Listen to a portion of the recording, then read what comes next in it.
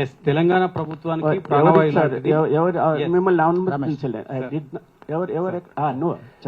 తెలంగాణ ప్రభుత్వం సార్ రమేష్, నేను ఎన్టీవీ నుంచి. తెలంగాణ ప్రభుత్వానికి ప్రాణవాయు లాంటిది ఐటీ ఎగుమతులు, అదేవిధంగా హైదరాబాద్ రియల్ ఎస్టేట్ రంగం. 100 రోజుల పాలనలో రియల్ ఎస్టేట్ రంగం స్తబ్దతగా ఉంది. రియల్ ఎస్టేట్ రంగానికి ప్రోత్సాహకాలు లేవు. చాలా భయాలున్నాయి రియల్ ఎస్టేట్ వ్యాపారంలో అనే వాదన కూడా జరుగుతుంది. ప్రభుత్వం ఇప్పటి వరకు రియల్ ఎస్టేట్ రంగం పైన ఎటువంటి ప్రోత్సాహం ఇచ్చింది? వాళ్ళ భయాలను తొలగించే ప్రయత్నం చేసిందా?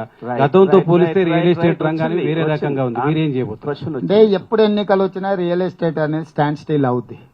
ఎందుకంటే రియల్ ఎస్టేట్ లో మీకు తెలుసు నగదు ఎక్కువ బదిలీ అవుతుంటది.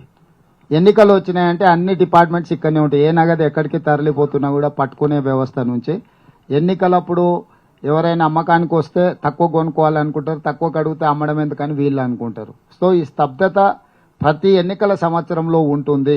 పార్లమెంట్ ఎన్నికల తర్వాత రియల్ ఎస్టేట్ అనేది మళ్లీ పుంజుకుంటుంది. హైదరాబాద్ నగరానికి సహజ సిద్ధమైన వనరులు, అవకాశాలు, పెట్టుబడులకు అవకాశం ఉంది.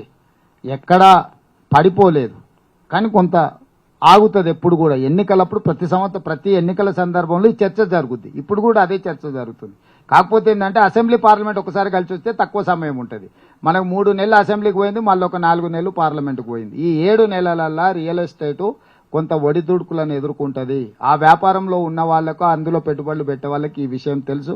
ప్రభుత్వానికి కూడా స్పష్టత ఉంది. తప్పకుండా ప్రభుత్వం ఏ రకంగా వాళ్లకు ప్రోత్సాహకాలు ఇవ్వాలి. కొద్ది మందిని సెలెక్టెడ్ వాళ్ళకి కాదు, ఒక పాలసీ తీసుకొస్తాం.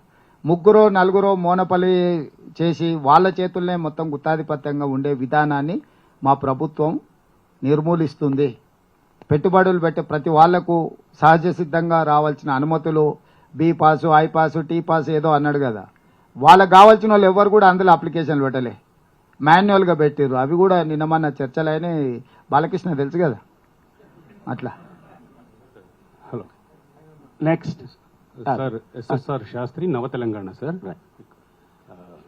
సార్ ఈ గృహజ్యోతి స్కీమ్కి సంబంధించినటువంటి ప్రశ్న సార్. మీరు 38 లక్షల మందికి గృహజ్యోతి అమలవుతుందని చెప్పినారు సార్, కానీ రాష్ట్రంలో 90 లక్షల తెల్ల రేషన్ కార్డులు ఉన్నాయి. అంటే 52 లక్షల మందికి గృహజ్యోతి ఇంకా ఇంప్లిమెంట్ కాలేదు. ప్రజాపాలన కంటిన్యూ ప్రాసెస్ అని చెప్పని ఎంపీడీఓ ఆఫీసుల్లో మీరు దరఖాస్తులు తీసుకుంటామని చెప్పారు. కానీ ఎమ్మెల్సీ ఎలక్షన్ల నోటిఫికేషను, తర్వాత ఇప్పుడు పార్లమెంట్ ఎలక్షన్ నోటిఫికేషన్ల వల్ల ఎంపీడీఓ ఆఫీసుల్లో ప్రజాపాలనకి దరఖాస్తులు స్వీకరించట్లేదు. మరి ఈ 52 లక్షల మంది కూడాను ఈ వచ్చేటువంటి అంటే ఈ జూన్ వరకు కూడా ఎలక్షన్ కోడ్ ఉంటుంది కాబట్టి ఈ 4 నెలలు వాళ్ళు కరెంటు బిల్లులు కట్టాలా, అవసరం లేదా? స్పష్టత ఇవ్వండి. ఇప్పుడు రేషన్ కార్డులు ఉన్న వాళ్ళందరూ కరెంటు మీటర్ ఉండదు. రేషన్ కార్డులు కొన్నిసార్లు ఆరోగ్యశ్రీ పథకం కోసం తీసుకుంటారు, కొన్నిసార్లు బియ్యం కోసం తీసుకుంటారు.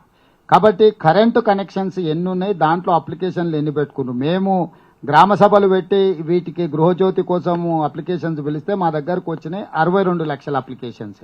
అంటే మీరు చెప్పే 90 లక్షల రేషన్ కార్డులకు గృహజ్యోతి పథకం కోసం అప్లికేషన్ పెట్టుకున్న వాళ్ళు 62 లక్షలు. 62 లక్షలలో వాళ్ళ సరిపోల్చుకునే 48 లక్షలే. అంటే వాళ్ళ కరెంట్ మీటర్ కనెక్షను, వాళ్ళ అప్లికేషను, వీటన్నిటిని కూడా డేటా అనాలిసిస్ చేసి ప్రీవియస్ కరెంట్ మీటర్ల నెంబర్లు కూడా తీసుకొని అనాలిసిస్ చేస్తున్నాం. ఇట్లా ఏమైనా క్లరికల్ ఎర్రర్ ఒక్కోసారి నింపేటప్పుడో లేకపోతే చెప్పేటప్పుడో ఏదన్నా చిన్న చిన్న తప్పిదాలు ఉంటే సవరించుకోవడానికి కూడా కౌంటర్స్ ఓపెన్ చేసినాం. సో ఇప్పటి వరకు అంటే మొదలుపెట్టి కొద్ది రోజులైంది, ఇప్పటి వరకు చేరుకున్న నెంబర్ చెప్తున్నా. అది నిరంతర ప్రక్రియ. ఎప్పటికప్పుడు ఏ నెల కా నెల ఏ రోజుకి ఆ రోజు పోయి ఆఫీస్కి వెళ్ళి వాటిని, ఎందుకంటే ఎవరికి ఇస్తున్నారో మాకు తెలియాలి కదా, ఎవరు అడుగుతున్నారో మాకు తెలియాలి.